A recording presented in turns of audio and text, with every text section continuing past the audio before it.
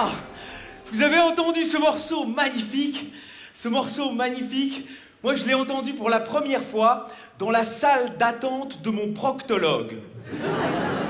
La vie est tellement injuste, mon proctologue est mélomane. Une fois ma consultation terminée, consultation qui ne restera pas dans les annales, il n'a rien décelé. Parfois il décèle, parfois pas. Toujours est-il que j'avais besoin de me changer les idées. Quand on quitte son proctologue, on ne pète pas la forme. J'ai donc décidé d'aller à la Fnac pour acheter ce morceau. Et là, quel bonheur, se balader dans le rayon musique classique de la Fnac. J'ai l'impression d'y dégager une intelligence insolente. Les gens des autres rayons me regardent avec admiration. Ceux du rayon chanteuse québécoise. Ceux qui pensent qu'André Rieu est plus violoniste que hollandais.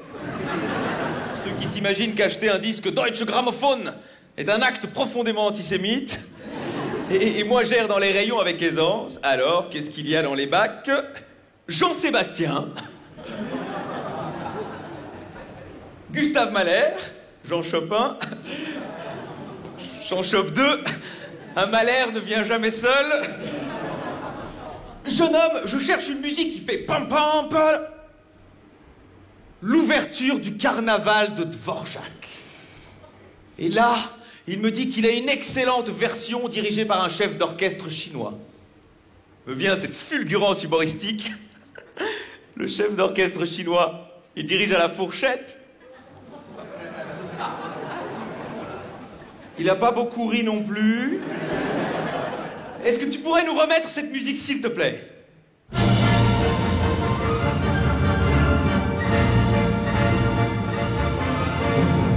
Clang! Ça, c'est le grand moment! Clang! Le coup de cymbale! Sans ça, c'est vide, c'est mort, c'est inachevé! Clang! Là, on comprend tout, toute l'émotion. On comprend même pourquoi un homme décide un jour de devenir joueur de cymbales. On comprend! On comprend! On comprend pas. Pourquoi un type normal, équilibré, athée, décide un jour de devenir cymbaliste ou cymbalier? Je veux dire les deux. J'ai fait les recherches. Personne ne choisit sciemment un instrument qui intervient 3 fois sur 3h58 de symphonie. La cymbale doit être à la musique ce que la proctologie est à la médecine, ce que gardien de but est au football africain. C'est le plus maladroit qui s'y colle. Imaginez devant le recteur de l'académie de médecine le jour du choix de spécialisation, il n'y en a pas un seul qui se lève en hurlant « Proctologie, moi, s'il vous plaît! C'est mon rêve! Monsieur le recteur, c'est ma vie! » Excusez-moi. Monsieur le rectum, c'est ma vie. Veuillez m'excuser ce petit lanus. Non, clairement, c'est une punition, la cymbale. Une punition pour le plus mauvais du solfège. Toi, mon grand, ce sera cymbale. Parce que tu es nul. Allez, tu files. Voilà, là, lâche ce violon. Cymbale. Les enfants sont formidables. Prenons le problème de manière plus ludique. Si l'équipe de France de football était un orchestre aux cymbales. Tentez, proposez. Je vous donne un indice. Thierry Henry, évidemment. Et j'ai entendu par là, et c'était très bien essayé, Domenech. Raymond Domenech, c'est proctologie. En matière de trou de balle, on a quand même affaire à un grand professionnel.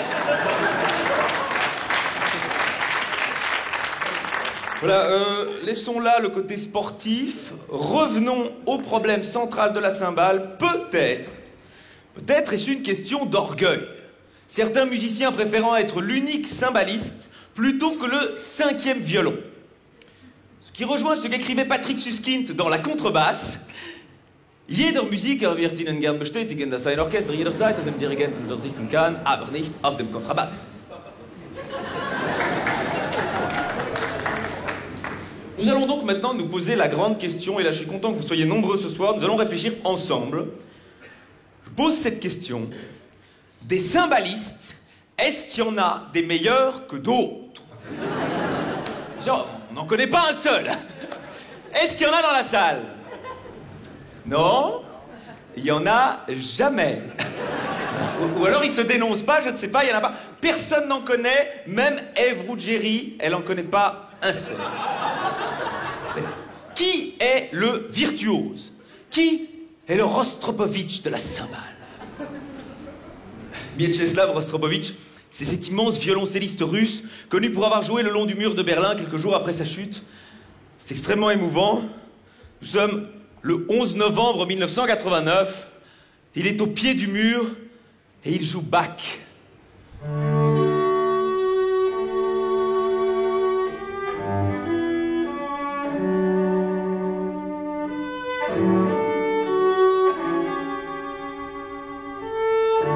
Imaginez un petit peu à sa place le plus grand cymbaliste soviétique.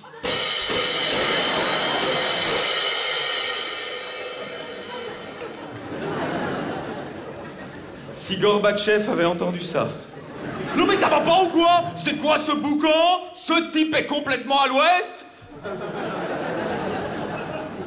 C'est la tache de vin.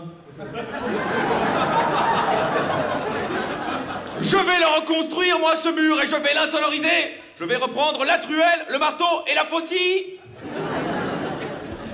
J'ai un petit talent d'imitateur, alors j'en glisse dans mes sketchs pour votre plus grand bonheur. Mais alors, j'ai craqué, je m'en suis acheté pour mieux comprendre. Parce que je me suis dit, la musique classique, au final, c'est fa sol. Parce que... Comme le disait si justement Patrick Suskind en écrivant la contrebasse, avec une pointe d'humour toute teutonne, Kontrabass spielen ist ein Kraftsack, mit Musik hat es erst einmal nichts zu tun. C'est pas tout à fait faux. J'ai l'impression, je vous perds avec Suskind. Ah, mademoiselle, je vous ai perdu. Hop, ah, ça réveille. Vous voyez que c'est pas inutile comme instrument. Tant que vous êtes là, je vous propose une petite formation aux cymbales, c'est cadeau. Vous avez bien fait de venir. Formation aux cymbales. C'est pas pratique pour tout. Oui, alors, petite réflexion pour les adolescents qui souhaiteraient embrasser une carrière musicale. Pas de masturbation aux cymbales. C'est extrêmement douloureux. Lançons-nous. Première leçon. Où est le Do?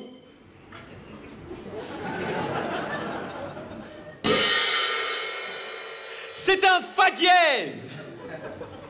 Je déconne, je n'en sais absolument rien. Clairement, il n'y a qu'une seule note. Le cling. Et sa variation frottée, le ch.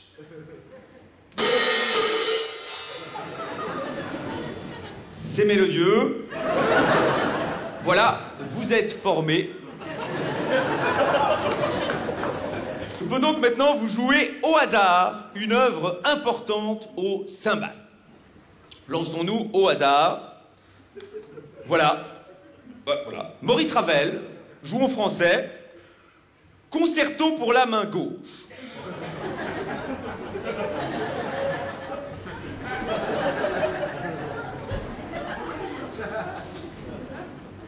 C'est un peu étouffé.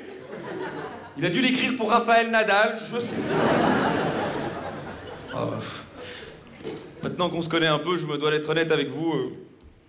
Si j'ai voulu apprendre à jouer d'un instrument de musique, c'est pour séduire les femmes. Plus précisément, pour baiser des salopes. On s'est déjà tous fait piquer un coup potentiel par un jeune guitariste, même mauvais.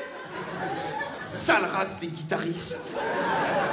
Je me souviens d'une soirée où tout se passait magnifiquement bien. Je passionnais une charmante demoiselle en soliloquant sur la fluidité rafraîchissante de la syntaxe dans On the Road, sur la route, de Jack Kerouac, lorsqu'un horrible beatnik raté s'est emparé de cet instrument de gitan pour nous chanter So Far Away from LA de Nicolas Perrac. Chanson insupportable, sur 2 lignes d'anglais, Nicolas nous glisse une faute de grammaire. On le dit pas. So far ago from Frisco. On dit so long ago from Frisco. Eh ben, tenez-vous bien, parce que ça va vous étonner. Elle est rentrée avec lui. Mais maintenant, bon, ça n'arrive plus, hein. Quand une charmante demoiselle me demande de lui jouer un petit refrain romantique, je m'exécute. C'est pour vous. Je vous ai repéré depuis le début. Puisqu'on ne vivra jamais tous les deux, puisqu'on est fous, puisqu'on est seuls, puisqu'ils sont si nombreux, à l'encre de tes yeux.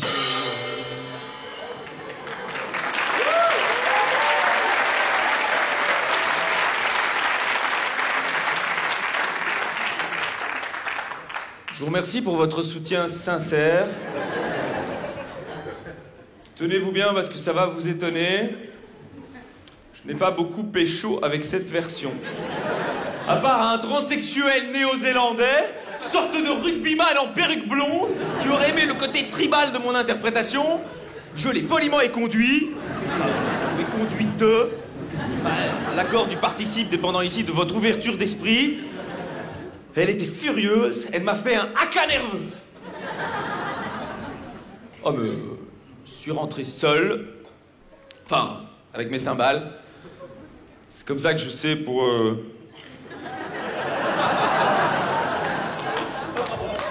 Parce qu'au final, comme le pensait si justement Patrick Suskind, en écrivant l'un de ses plus célèbres textes, Scheiße Contrabass.